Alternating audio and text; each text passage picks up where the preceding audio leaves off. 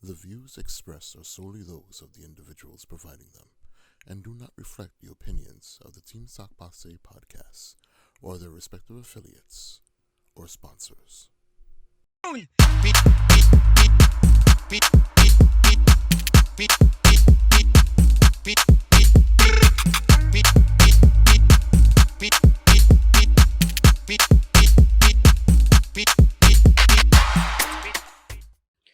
Sock Passe. What's up, world? Welcome to another episode of the Team Sock Passe podcast. My name is Glad. And I'm your boy Rob. We are your favorite Team Sock Passe podcast show where we interview great entrepreneurs from all sectors of industry.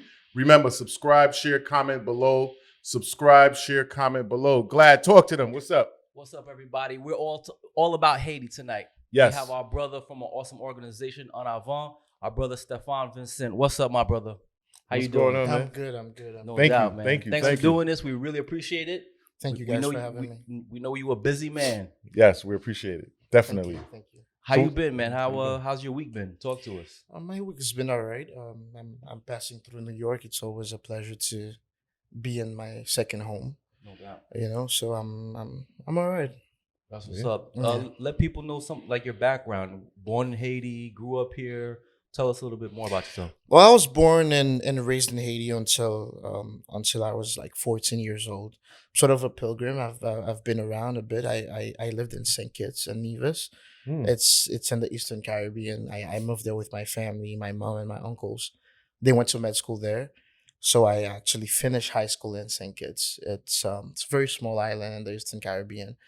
And then went back to Haiti, spent some time in the UK, went back to Haiti again, moved to the States, moved to Chicago, then New York. I went to college here, went to NYU, and then went back to Haiti again. Left Haiti, traveled to France to study, Okay. went back to Haiti again. You know, so Yeah. so I'm sort of a pilgrim, but at the end of the day, it always goes back to Haiti. You know. So, what were you Yeah. studying?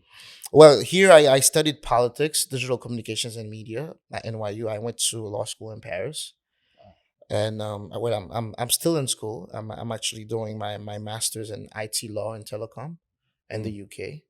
So that's my background is that it's politics, law, and tech. Wow. Yeah. So Go ahead. how is that? How is you're taking courses now? It's a hybrid program. So basically, okay. most of my courses are online for the most part. I'll travel for seminars. Got you. But yeah, it's been quite a fruitful program. I mean, I have to do it all over in the UK because there are very few law schools that offer that specialty. It's basically IT law, telecom, internet policy, which is sort of a new subsector in law. You know, so regulating tech in general. So there are very few schools that offer that specialty. So I ended up doing it at the University of Strathclyde in Glasgow, Scotland. Okay. Yeah. Wow. Interesting. I mean, the resume is pretty Yeah. pretty in depth, bro. Yeah. Definitely. But I know your passion is Haiti, right? Well, I think Haiti is more than my passion. Haiti is my life. You know, Mm. I think that I owe so much to this country, because I am who I am because of Haiti. All the experiences that I've gone through have shaped my who I am today and my successes. And so I am all about Haiti, man. No matter what, you know. That's what's up. Yeah. So let's take it back a little bit.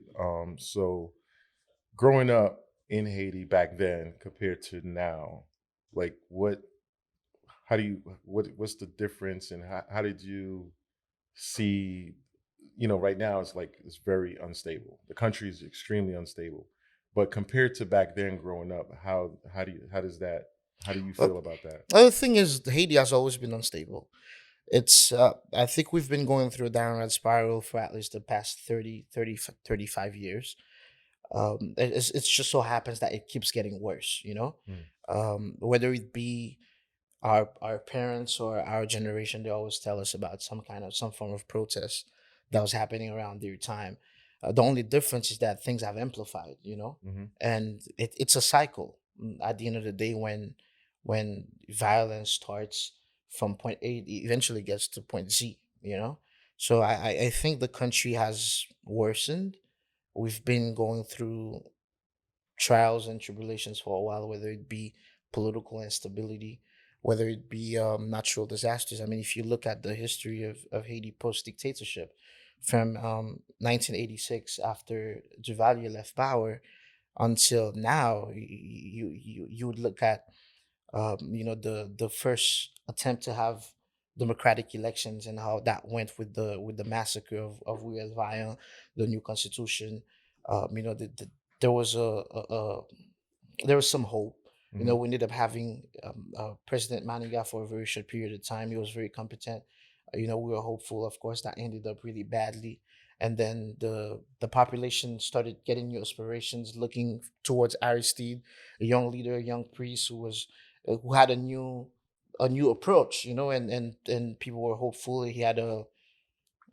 He ran for office, and the results were tremendous. He won by a landslide, and eventually there was a coup, and we ended up having a lot of transitional governments. Until then, Aristide left the country. Hmm. Preval came, and then we have elections again. Aristide in 2000, he didn't stay in power. We went through another transition, and Yeah. then Preval came into power. Of course, there was a bit of stability, and then 2010 happened, the earthquake, and then Martelly came into power with another approach Right. post disaster. Everyone will, we're all hopeful, especially in the diaspora. It's about Haiti's open for business, and Right.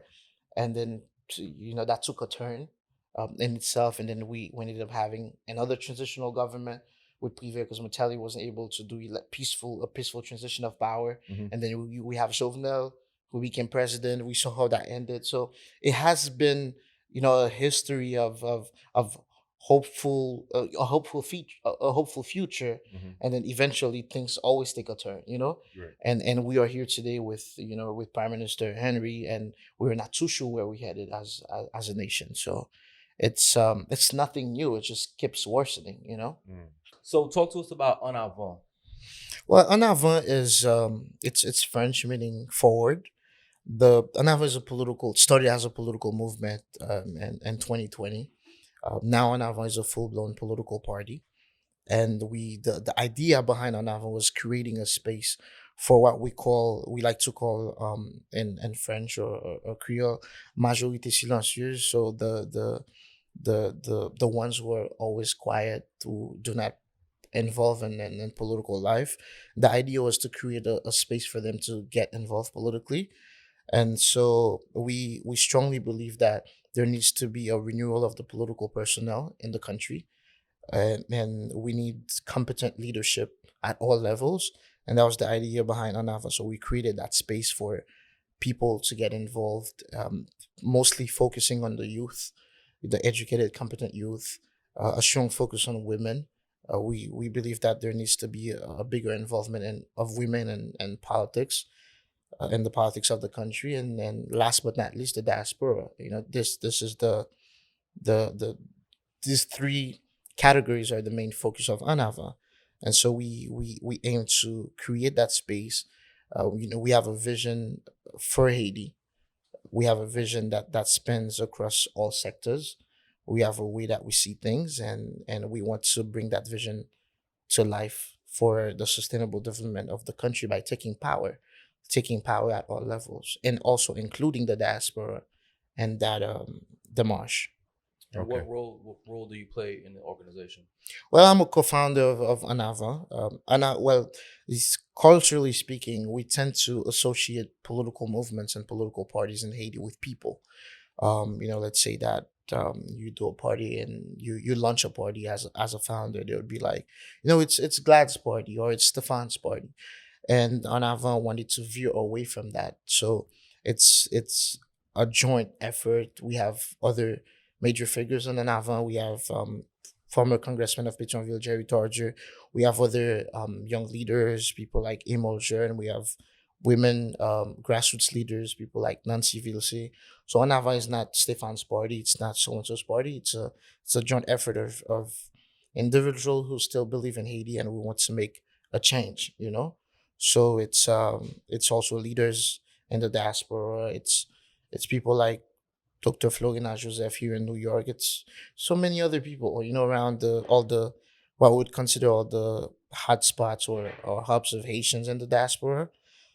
That's what we're about, you know. So you talk about the diaspora. You mentioned that a lot. Um, there is a challenge that we're facing when it comes to supporting the country. So there's a there's a challenge of fear. That's the very first, most important fear. A lot of diasporas are, especially in our generation, they want to help the country, but then they fear there's no security. There's no when we do want to wherever we want to go and we want to support, there's a backlash from the culture. There's a backlash of a fear of taking over. How do you guys face that? Like, how do there's certain things that I know in the political, when there's certain questions that you may ask your organization where, okay, we received the diasporas, but then the people may not receive it. Well, first of all, we in Avant we understand that there is no sustainable development of Haiti or Haiti moving forward without the diaspora. That is very important. That is key to us. Second of all, uh, of course, there's this gap between the locals in Haiti and the diaspora that has to be bridged, and it is so for several reasons. Um, Firstly, we must look at uh, the brain drain that Haiti has suffered thus far. We one of the countries in the world with the highest brain drain. So all of our intellectuals are competent nationals. They leave the country for looking for a better life because of Mm-hmm. political instability, the insecurity, all the dire conditions that we know that us Haitians face on a daily basis. And so we lose these people, and now, which means that at the end of the day, there is this vacuum and this space that is left and that is overtaken by less competent individuals, and so they look at the diaspora as a threat. Mm-hmm. That's one thing that we have to take into account. The second thing that we also have to take into account is that there's a communication that's not happening. There's a dialogue that's not happening with the diaspora, and it's the mistake that we often make in the diaspora. I say we because I also consider that I was part of the diaspora. I studied here, lived here for a moment, and we also we make the same mistake that we often criticize the international community, in the sense that when we have an issue and they come in and pose a solution, thinking that they have the remedy, Mm-hmm. without it being a Haitian-led solution.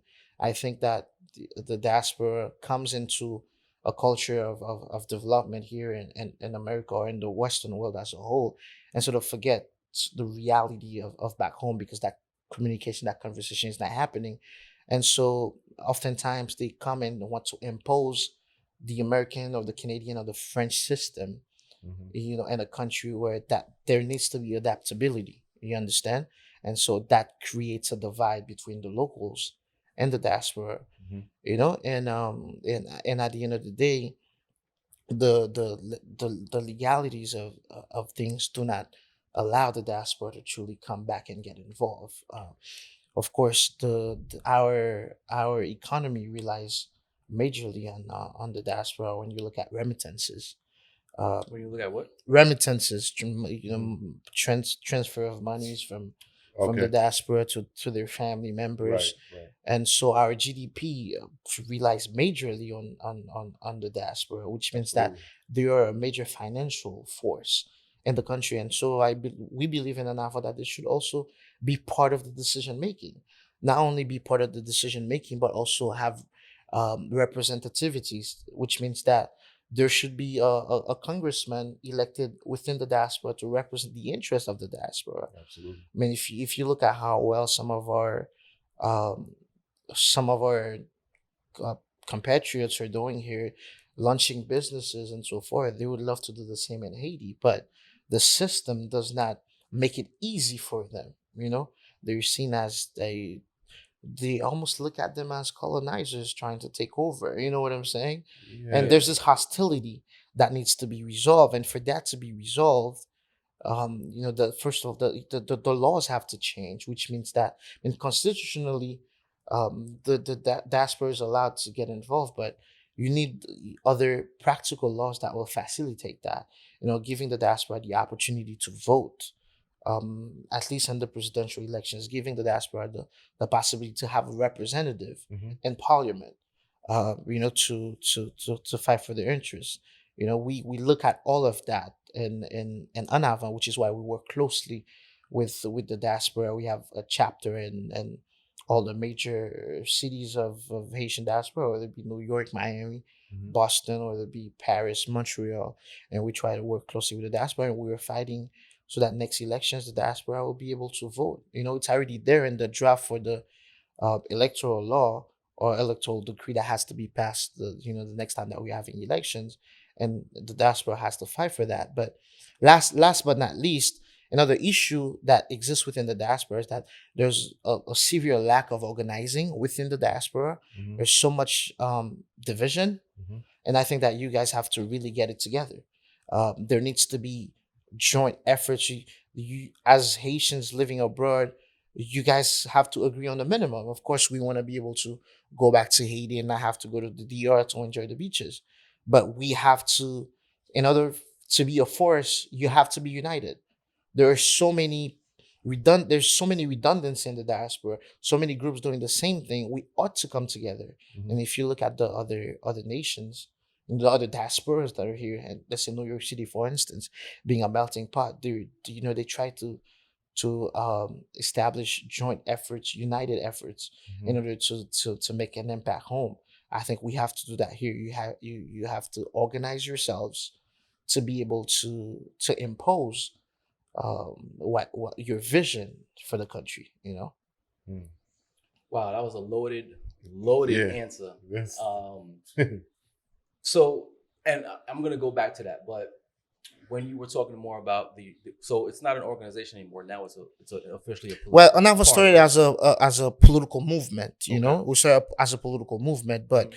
we evolved into a political party with our eyes set on the prize. Because if you want to make change in the country, you have to be politically involved. Making change is not just about sitting down here in a podcast discussing, or when you're at home having dinner Mhm. with your friends and you're grabbing drinks and you discuss politics and you discuss Haiti. Mm-hmm. And I think that's one of the major challenges that we have in the country, is that our elite, we discuss politics around the table at dinner There's and we no get together. no execution. However, we complain when election time comes and we get bad leaders. But where were you at the polls? Mm-hmm. And there's this stigma that politics in the country is so dirty, and that the risks are so high for these people who have the capacity and the competence to truly represent and effect solid sustainable change. And so they stay away from the politics and they leave it to the masses that are not able to make the right choices. You understand? Would you- And so Go ahead. and so they do not get involved Mhm. in politics. So in Anava, we don't only share our vision for Haiti, for a better Haiti, by sector. When I say we have a vision for education, we have a vision for health, we have a vision for tourism, we have a vision for the economy. But it doesn't stop there. And for us to be able to implement that vision, we need to be in power. And for us to Mhm. be in power, we have to be a party, and we have to send candidates at all levels. That's where we are. Don't you think? I'm sorry, Rob. Go ahead. Don't you think the stigma is real though, as far as people not wanting to be affiliated with certain parties because they're afraid of they don't want their family to get attacked, or they don't want, if they vote the wrong way, or if they affiliate themselves with a different this party as opposed to this party, because that's what I hear a lot that's happening right now. Well, And if it is, how do you change that to really make an impact? the thing is, we as a people have to stop undermining the importance and the impact of politics in our daily lives. And I think the fear is not just about party association. I think that we are very passive about our political involvement, and that ought to change, because at the end of the day, when the bad leadership happens, it affects your life. Haiti is going through what it's going through right now, It's a sum of bad leadership over the years. And why do we have such bad leadership? It's because those who are able to, there's no freestyling in governing. Governance is not a lotto. You actually have to learn governance. You have to learn how to politics is a science. You understand? So is governance, so is public administration. You cannot freestyle at the highest level of governance. So for you to do that, it takes those who are actually competent to be in position of power. And competent doesn't necessarily mean that, they have to have 10,000 degrees, a master's and a PhD. You have non-traditional individuals who are very competent. We need to identify those who are competent and put them in positions of power. We need to stop being emotional about the choices that we make politically. And what I call the quiet majority, the majorité silencieuse, they have to step up, because at the end of the day, we all can't leave the country. Right. Some of us have to stay, and we have to be able to live in the country. And if we ought to live, we ought to get involved. So I want to talk about how the last president, well, prior to that, like Montilly, at the time, he was supposedly like the people's champ, like they say, and he was able to find a way to create that the following with the younger people, the younger generation, through his music. So now you have someone like that who said, you know what, I'm gonna give it a chance. I'm an artist, and we have the same thing here in this country. We have, former artists, entertainers who are, governors of, states and stuff like that, and it's fine. But somebody like himself, like a Martelly, or someone else who has that power, because it seems like, in my eyes, just my opinion, like the musicians have a strong, powerful impact on the country. Because in everyone's mind, the politicians that come into office are all crooked. Everyone else is, I'm not too crazy about, this 50-50, like whoever it is that comes into power, because of past trauma. Like, I think Haiti is traumatized. So how do you, with your party, your organization, like you're young, you're traveling here back and forth, you're educated. So now how do you teach that young person who's they're like 14, 15 years old, who has nothing going on for themselves, they're like literally hustling every day. How do you change that child's mentality? Because they're traumatized by the politicians. They're traumatized by the gangs. They're traumatized by whatever it is. They want to leave. They want to leave the country because there's nothing there. As a politician, I think, like what are some of those challenges that you guys see? Because Haiti, it's 70%, or it might be more now, 80%, 21 years or younger. Well, if we look at the Martelli effect that you just brought up, you have to take a step back, and President Martelli came into power in 2011, May 15th to be precise, about a year after the major earthquake. Mm-hmm. And there's a reason for that. And one of his main argument as a candidate was that he questioned the productivity of the traditional political class for 30 years.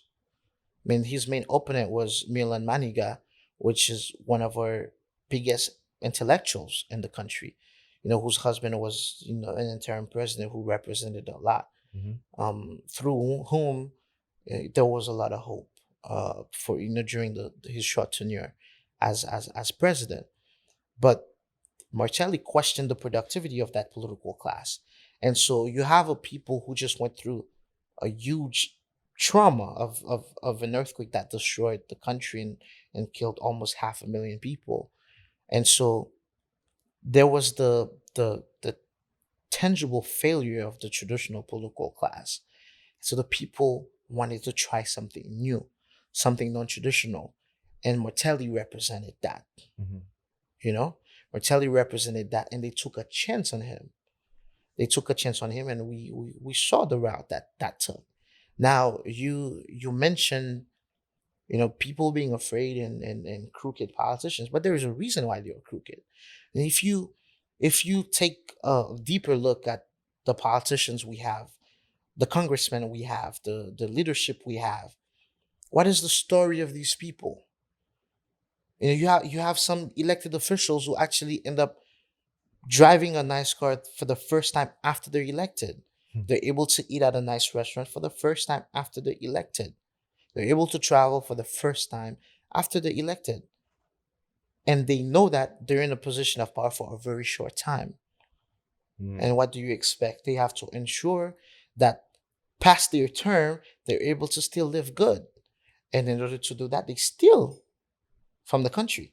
So that's what it It's that's what it comes down to. and that's what it boils down to. Because if you have a minister who's in power and there's government reshuffling ever so often, and he knows that he's there for 3 to 6 months, then he has to ensure that beyond 3 to 6 months. I mean, after you become a minister of government, what other job can you take? Unless you have the qualifications to do a consultancy with some kind of international organization or some kind of major business. Once you're a minister of government or you're prime minister, that's the highest point of the threshold. Mhm. But there's a lifestyle that comes with the power, and that lifestyle ought to be maintained. They have to ensure that they they and their family are good past their time in government. And in order for them to do that, they maximize their profits. So they Yeah. make a lot of promises and no results at the end. Well, for the most part, it's not even about making promises. They could make 10,000 promises. It's just about making sure that they're good and they take care of themselves. That's what it boils down to. And so it becomes a vicious cycle. Now, those who have the basics and the minimum, who are able to lead and take these positions, they shy away from them because there's so much in line. Of course, we have to be realistic. The minute that you decide to serve and you step into public life, Mhm. then you lose so much. You lose Mhm. so much privacy. You become exposed to so much criticism, Right. and because of the culture of corruption, endemic corruption that exists within government and the public administration, you get called all types of names. You're a thief, you're stealing government's money. The minute you step into government, I mean, I can speak for myself, for instance. I've always traveled a lot since my younger days, and whether it be personal, whether it be me partaking in some kind of summit. But the minute I became a public servant and I had a senior position as head of a government, where I'm participating in conferences about technology all around the world, and it's like traveling on government's money. Mhm. Like you're stealing government's money. Right. I know it is not true. It does not affect me because I made that choice to be in public life, to be a public servant, and I know what comes with it. But we also have to be aware that not everyone can handle that. Mhm. Those are the risks. But at the end of the day, we ought to take risks to change this country. Well, I mean, We all yeah. can't shy away from the responsibility that it takes. And I say it often that we have to go through hell to save Haiti. Well, that's the thing, and I don't think a lot of people are equipped to go through hell. Yeah. Because there is a one-time trauma and that's it. Like one time for everything in the culture. It's like we fall off the bike one time. I'm not riding a bike for the rest of my life. Well, Yeah. well, And then also, I'm sorry to cut you off, but then there are other people in power. They know what they can get away with because no one is holding them accountable. That's the biggest thing. We are not holding these politicians, these crooked politicians, accountable. correct. And I'll go back full circle with, you asking how does Anava try to change the narrative, and from recent surveys, we are aware that the Haitians living in Haiti at the moment, they have three priorities. It's security, it's education, and employment, jobs. And that's the top three priorities of every Haitian right now. Mhm. You understand? And so education plays a very important role in the citizen that you have. So it starts there. It starts with the right education. Mhm. And for you to have the properly educated citizen, you need to have the right investment in education. You understand? Correct. From primary education, secondary, up to higher education. There needs to be the right investment in education. And we believe in that, and we have a plan for that. Right. You know, to refinance education and reprioritize education in the country.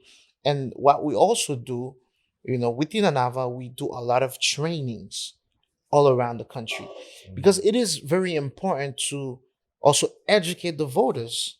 Mhm. Mhm. And what you talk about, accountability, is very important. For instance, you have an elected deputy or senator, he gets elected and he never goes back home for the whole duration of his term. So he never even sits down with constituents to get feedback Mm. on anything. Right. You understand? You have a deputy that comes from X remote place and he sets up shop in Port-au-Prince, and for his whole 4 years, the constituents may never see him. Mhm. That is a problem. Now, the constituent also has to know, they have to understand what a deputy does, for instance, what a magistrat, what a mayor does. You understand? If they do not have the right understanding of that role, how are they going to keep the elected official accountable? So the voter education is very important. We strongly believe in that, and we work a lot towards that, because the perception of a regular citizen of a congressman, for instance, might be confused with that of a mayor. You know what I mean? So talk about So yeah. That's so for uh-huh. that, education has to happen, Right. and that and through that education, that's how you change the mentality of the upcoming generation, and the examples have to be set as well. You know. Let me ask you an opinionated question. The people that's in office now, with everything that that's facing Haiti, is there anybody doing a decent job, or does everybody need to be reset and get rid of them all? Well, right now we're in a very exceptional and particular situation. I mean, you had a president who was assassinated, and he had nominated a prime minister that he was about to install, and literally a couple of days before. Mhm. And so we're going through a transition. You know, a transition that is very contested, because we're not too sure where we're headed, and all of the government institutions, all of the constitutional institutions are down right now and dysfunctional. And so it is a priority for us to hold elections in the country. I mean, we have no parliament. Parliament is supposed to control government and regulate, legislate and control government. And so you have a government that is spending, that is taking actions without any oversight. You understand? You have a judiciary that's dysfunctional. We have a lot of judges that were recently listed as corrupted and whom they were revoked. So we're in a very exceptional situation that we Sure. ought to get out of Right. as soon as possible. And the best way to get out of it is to hold elections. So when And are the elections? that's a big question, Ori, because in order for us to have elections, we need to have security in the country. I mean, if I'm not able to pass through Machisan to go to the south, how is the candidate going to campaign in that constituency? So we must establish security in the country right now. First, that is top priority.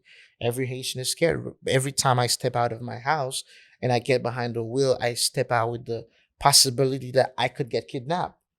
I made peace with that because I made a choice to stay. You understand? But that is the reality of every Haitian today. They're not safe on the street. You know, you could die from a stray bullet. You could get kidnapped. You are restricted in your movement. Right. You cannot just say that you're going to the south unless you're taking a plane. Right. You understand? Or the cars that pass through Matsisa, for instance, they pay toll to the gangsters.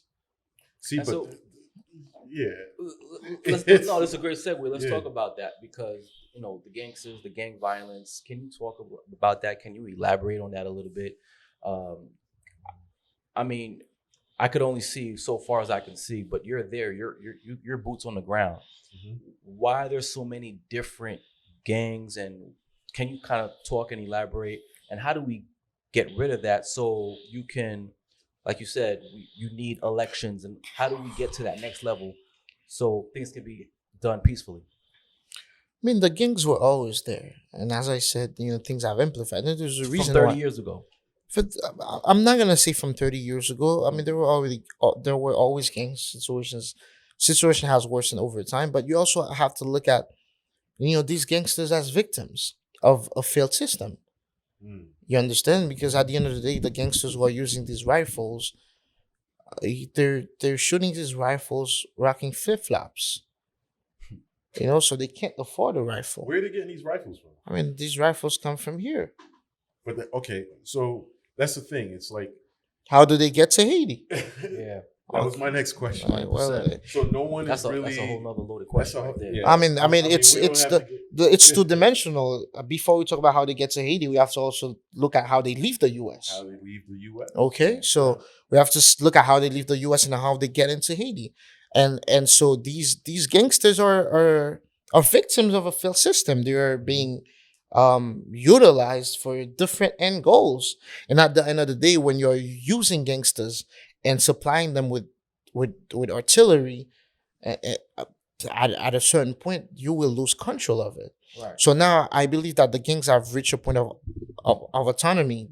They don't have bosses, and so they are going into the direction that they want. And if you look closely at the gang situation and you hear the speech, you hear the conversation that they're putting on the table, it is very similar to the revendications of the regular Haitian, to the complaints of the regular Haitian. Right. Yeah. They're going about it in a very violent way, but they tell you that the ghetto has been forgotten.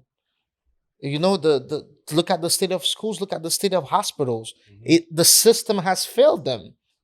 The system has failed them at every level, and they're being utilized, and now it's out of control. Right. You understand? And who- so the problem of the gangsterism that has been so endemic, it is multidimensional, because you have to look at the involvement of politicians with these gangsters.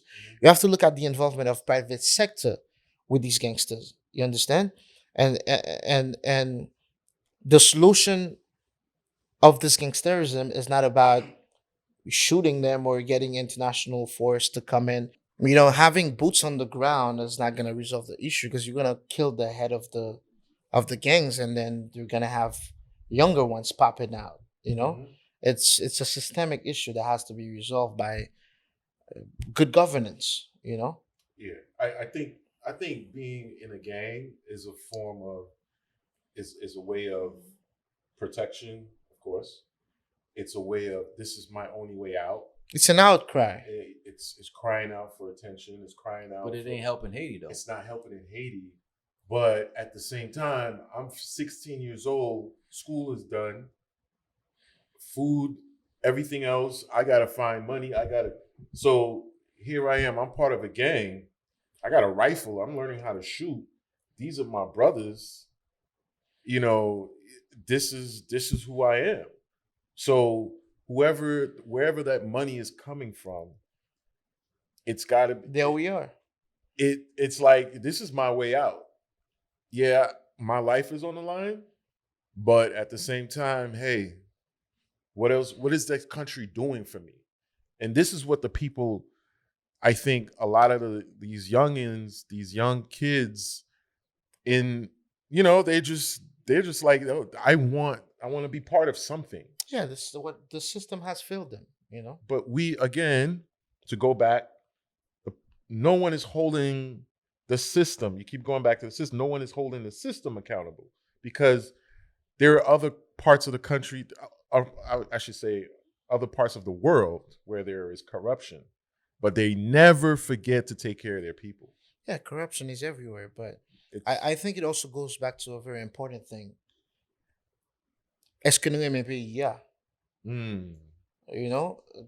Do we love this country? Mhm. Because some use the country as a stepping stone. Other Haitians dream of leaving the country every day, but then there are those who genuinely love the country, who are actually sacrificing themselves for the country. Mba obligé à vivre Haïti jodi ya. You know, I could be successful anywhere I go. I've gone to some of the best schools in the world, whether it be in America or in Europe. M'font choix pour m'aider Haïti, you know? So it's because I love the country, and I believe in its potential. And I think that, you know, further down the line, we could redress the bar, you know, and be prosperous and be what we ought to be in the region. You understand? I think it's very important that we teach the younger generations to love the country. It's very important. Here's a And question. in order to love the country, for qu'on pays ya, for qu'on culture ya, for qu'on tetu. So I look at culture as a mirror. You know, for you to understand yourself, you have to stand in front of the mirror and look at yourself. And our culture and all its richness is our mirror. But sadly, a lot of us do not know our culture, nor do we appreciate nor understand it. Yeah. In order for us to love the country. Right. And you know, the culture and all the history that it carries behind. You know, and I make sure of understanding my culture. And one other blame I'm gonna put on the diaspora is that I have Haitians I know, Haitian Americans I know, and you know, their children struggle to speak Creole. Or they don't know or listen to compa. You understand? So these ought to be fixed. We need to pass down the culture. I mean, if you are raised in Haiti, or even if you are raised in the diaspora, I'm sure on Sundays there will be certain compa songs that get played regularly at your house. Absolutely. Right. That was the culture being passed down. Yeah. So are you guys still doing that? No, I'm asking Yeah. you. I mean, understand? I love compa. I listen to compa all the time. Do my you- kids, do my your kids kids- listen to compa. They love Haitian food. Thank God my mom, you know, she's still Good. around. She cooks the Haitian food, like, you know, Julia sauce pois or the white, all of that. Like the culture is still there, but I notice now this generation is a little different.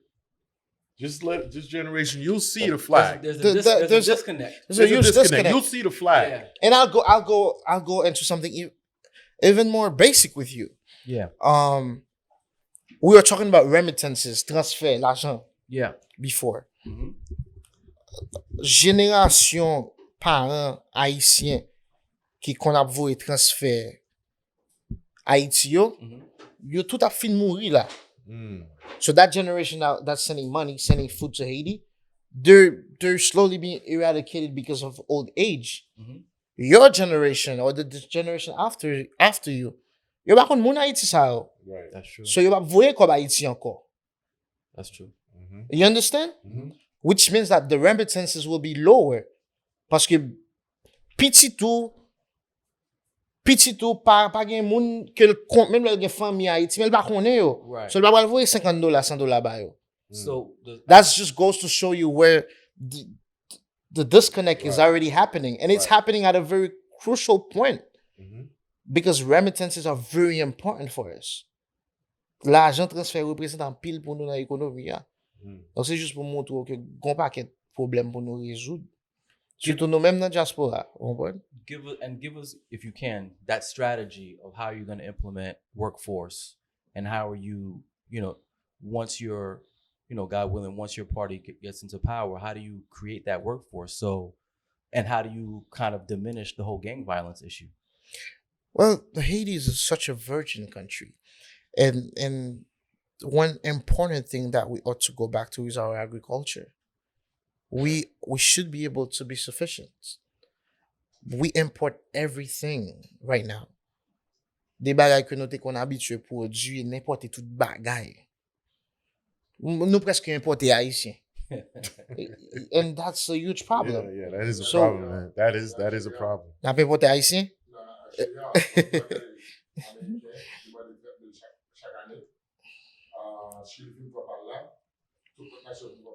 We are actually importing Haitians. That's crazy. You know, so That's crazy. fuck nous tourner dans production nationale là, fuck nous ka faire manger pour nous manger. You have ou gen la Tibonite qui ka font volume du riz. We have so much potential. We have even in our waters, we have different a country like Colombia, for instance, comes in and fish in our waters. Yeah. You understand? And our fishermen don't even have the resources to fish. Dit nous c'est là pour nous commencer. Ça dit faut nous ka battre nous manger, nous gen terre pour ça, So, nous gen force pour ça, nous gon population qui jeune pour ça. Faut nous commencer là. so that's like saying someone comes, and let's stick to the question that you Yeah. know you asked.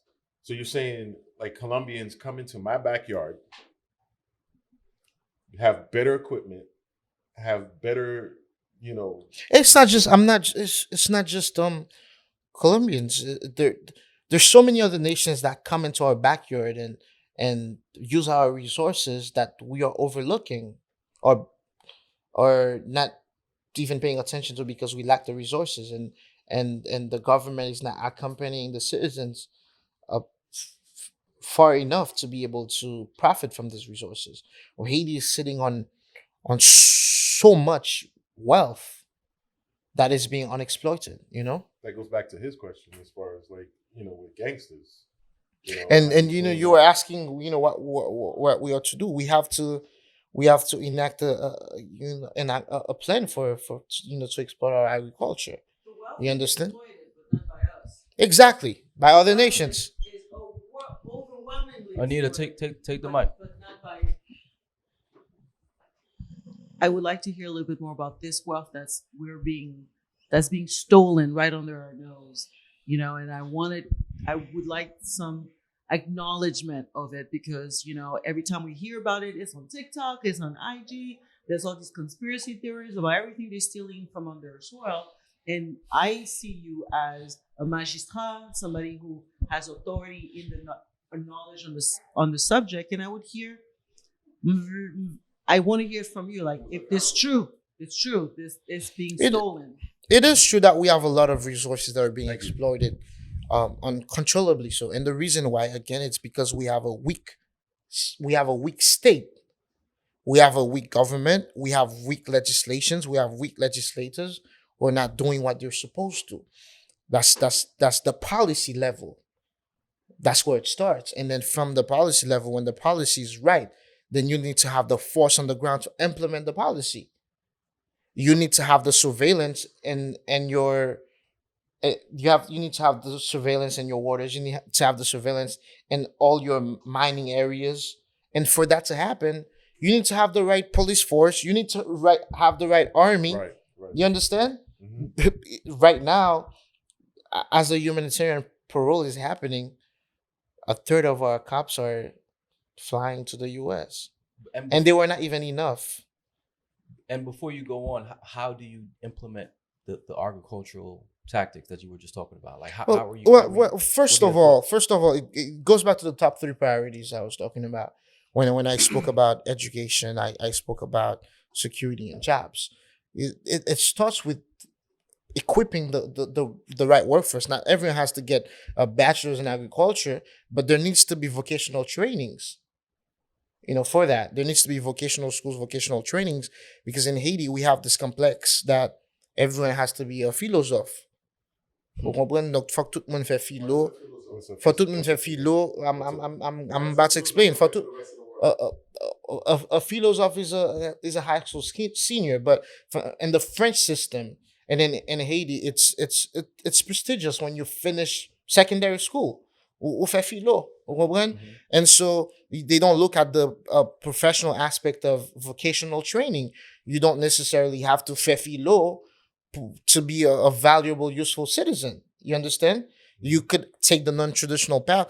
Tout le monde pas à l'avocat ou bien docteur. Tout le monde pas obligé faire université.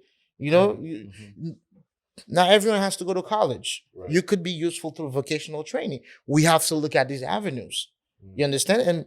And also, tout jeune yo qui gen force, qui gen courage pour ta travail là, pour cultiver. Yo tout à Port-au-Prince. You know, they all flock to the capital. And they flock to the capital without much skills and no jobs to do. And then you have the gangsterism. They get recruited in gangs and they're either not doing anything with their lives or they're being destructive to society. You understand? So you have to equip them with vocational skills and trainings at all levels. You understand? Yeah. And further from that, you need to have the right budget allocated to these sectors. You need to be able to support the farmers. You need to give them access to seed money. You need to give them equipment. You need to have the infrastructure to allow the right irrigation structures for them to be able to cultivate their produce. Mhm. You understand? And when that ground produce is cultivated, you need to have the right transportation for them to send it to the capital. For you to be able to send the ground produce to the capital, you need to have security on the roads. Right now, there are farmers whose ground produce are being spoiled rotten because they cannot pass through Matissan, for instance, coming from the south. If they pass through Matissan, they have to pay toll. You understand? So it's a whole supply chain issue. And then government has to fulfill its role at every stage of it. You understand? And the government sees all of this. They see all of this. Well, they should see it. They should see it, but You know? They ignore it. they ignore it They because sh- somebody is making money on the back end of all of this somehow. someone always profits from the chaos. Someone is profiting. So, I want to talk about when you talk about you talked about in the province. There's like a really a miseducation of certain political parties or Not just in the province. It's the country as a the whole. country as a whole. The Like, a people lot do of not people- really understand the roles of their elected officials, what they so ought now, to do. all right. Let's say I want to run for mayor. Right. So there's what's the first step? Well, first of all, which is one thing that we advocate against. Right now, the structure of the mayor's office is what's called a cartel. It's three people. So Mhm. you have the main mayor and two assistant mayors. Two assistant mayors. Yes, and Okay. they have to agree on at least one of the assistants have to agree with the main mayor to co-sign whatever they have to do and implement, So the mayor runs the city. which is a very ineffective structure because it should just be one mayor. It should be one mayor, right? But technically, right now, it's three mayors. Per city? Yes, That's crazy. it's a cartel of three mayors. You have what they call the maire principal, the main mayor, and then you have the maire assesseur, which are the two assistant mayors. Okay. That's already a big problem. You have three people who have to agree on everything. Wow. So now after that, I'm let's say I'm the mayor. But Well, then the leadership what's my doesn't next- start with the mayor. It starts with what we call the AZEC and the KAZEC. The AZEC and the KAZEC, they oversee what we call the section communale, which is like the smaller It's administrative more division. I guess like a council. Yes, Okay, yes, council correct. person. Correct. It would be equivalent to the council person, correct? A Okay. councilman, a councilwoman Okay. would be the AZEC and the KAZEC. Mhm. And then you have the mayor. Okay. And then you have the deputy, which is the what would be considered the congressman. And then you have the senator, which would be the Senate here. Okay. And then you have the president. President. Right. Gotcha. Okay. So I just wanted to clear that with Yeah. the it's- people that really don't understand. Yeah, and except that we don't have a vice president, we have a prime minister, which is a big problem again. Because here in the US, for instance, you have a vice president who actually campaigns with the president. Mhm. And they have a shared vision, and so they work together. And constitutionally, the vice president automatically heads the Senate. In Haiti, the prime minister does not campaign with the president. He gets nominated once the president is elected, and that president has to bargain with parliament pour yo voter, accepter premier ministre là. Donc, le premier ministre là descend dans le parlement pour yo voter, et puis là, ça toute discussion, toute glace là, fait. Ou So kompren the pou m pre- vote, monsieur, faut faire tel bagay pou mwen. That's Ou an crazy. sou va faire tel bagay pou mwen, monsieur pa passe. So that Which- should also change too, right? These That ought to change because it hampers the presidency, which is why a lot of times you have presidents who are stuck and are unable to do anything for the good first year of their candidacy. I mean, not to make excuse for any president, we could take the case of President Martelly, for instance. He had about 2 nominations. He had Bernard Goose. He had Rousier. Then you pas passé. You know, there was Gary Coney who resigned, and then Laurent Lamotte was able to Laurent passé. Pour qui ça Laurent passé? He was able to negotiate better than the previous ones. So it's about who can negotiate better. And now the parliament captures the government. Pendant que le parlement c'est pour contrôler le gouvernement et puis legislate, qu'on y a le gouvernement vient nan gouvernement supposé à contrôler aller vient dans plat men. Il vient contrôler, il fait salve la avec. Est-ce que vous comprenez? Qui sont problème qui empêchait que le président atterri vision que le supposé atterrir parce que le parlementaire a Kimbel en otage. Est-ce que vous comprenez? Et dit pour venir premier ministre là ou c'est sénateur ou dit Stéphane même pour en dessous c'est président on bloque pour un premier ministre là ou son sénateur influent ou gagne n'importe 5-6 sénateurs qu'on gagne contrôle yo Stéphane pour passer là men ça qu'a fait ça n'a fait ouais moi c'est airport là me vle oui ça dit airport là me vle ma bon DG airport là moi cap bailler oh bon ben mon cher c'est n'a pas un problème mon cher. This is like to me. That's crazy. This is like saying, okay, if we all 3 of us here decide to go down and say, you know what, we're going to take over this because you're my friend, my good friend. You're here. I'm going to put you in this power, and you're going to do what you need to do. But it happens. It happens in all countries. It happens here. Not in the same manner. Not in the same manner. Because here. The president has the latitude to propose alongside his majority in Congress to propose someone, but that person goes through the approval process. But at the end of the day, that's also a competent someone that falls in line with the vision of the president and his majority. But whereas that congressman proposing you to take over, to do the nomination for that institution, may not even share your political vision. You understand? And so it's a bargain for interests. It's not a bargain for the good of the people. You understand? But how do you dissect that? That needs to change because we need to have a vice president in the country. You need to have someone who runs campaign alongside the president. Everyone knows who needs to support the president in implementing his vision without a president having to bargain with a parliament that's supposed to control government. That structure has to change constitutionally. Do you believe the Constitution of Haiti needs to change? It has to. It has to. Although we never fully implemented our constitution as we should. We have a lot of institutions that are not working. For instance, we don't have what would be the equivalent of a Supreme Court, which is the Conseil Constitutionnel, which should be able to resolve major constitutional issues. For instance, I'll take an example with you. A lot of people were saying that the president's mandate, Jovenel's mandate, his term was to end in 2021 because of a constitutional article, because he didn't start the term in 2016 when elections started in 2015. That was a big contention. But you needed an institution like the Conseil Constitutionnel, which is like the Supreme Court, to debate correct, right. Exactly, and present a legal constitutional solution. So it's just giving you an example. There are so many institutions that are in the constitution but that are never operational. But then you also look at other issues like the prime minister and parliament bargain that I was just talking about. You know, these things ought to change. You have several other flaws in the constitution that needs to be fixed. Wow. Let's take a question from the audience.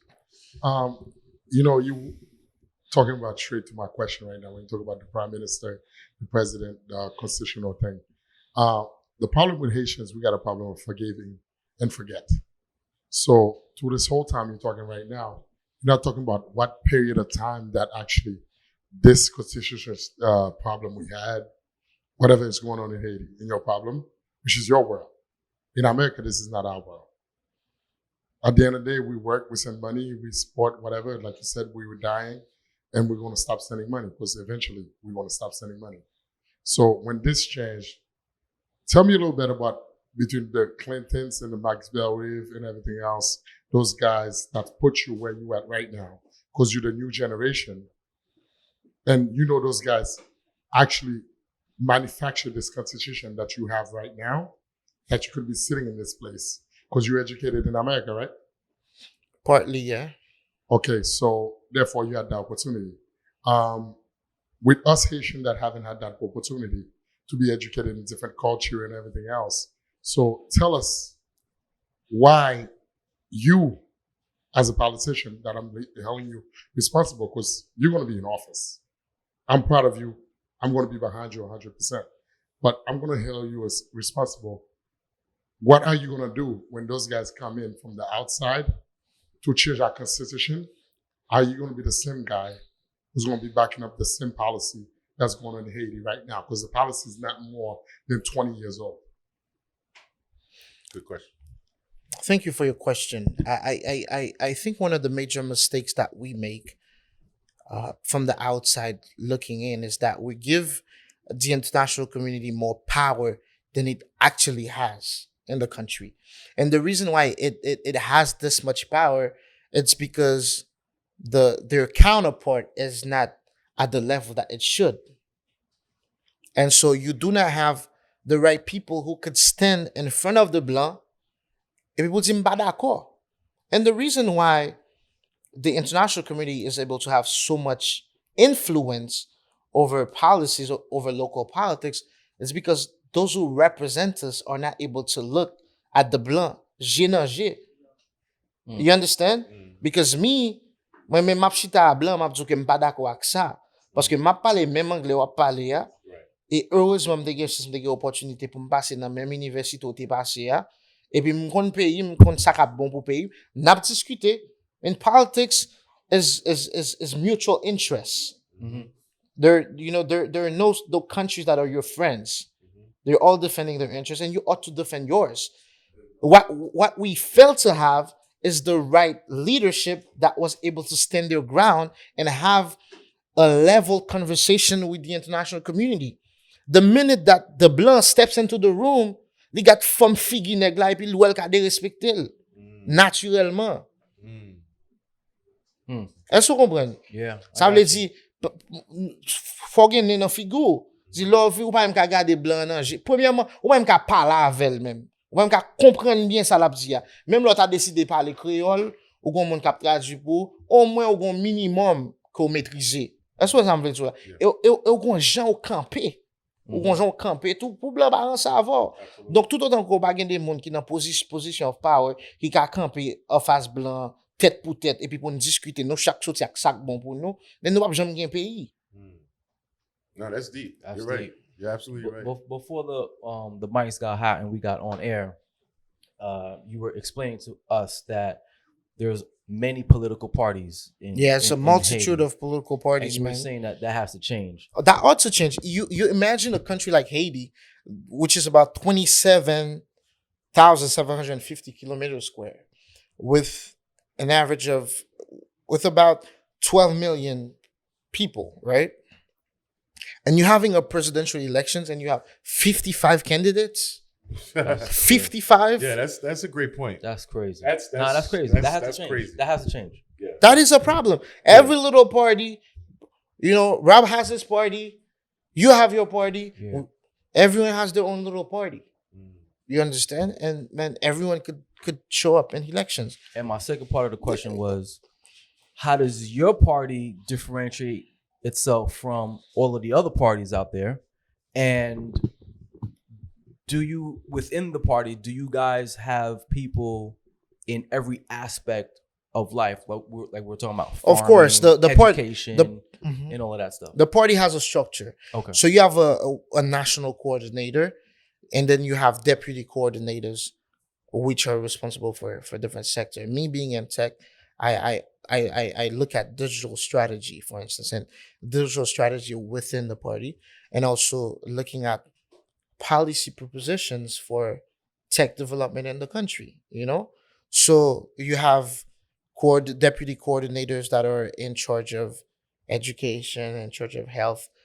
People who they had divisions that they have competence in, Okay. experience in.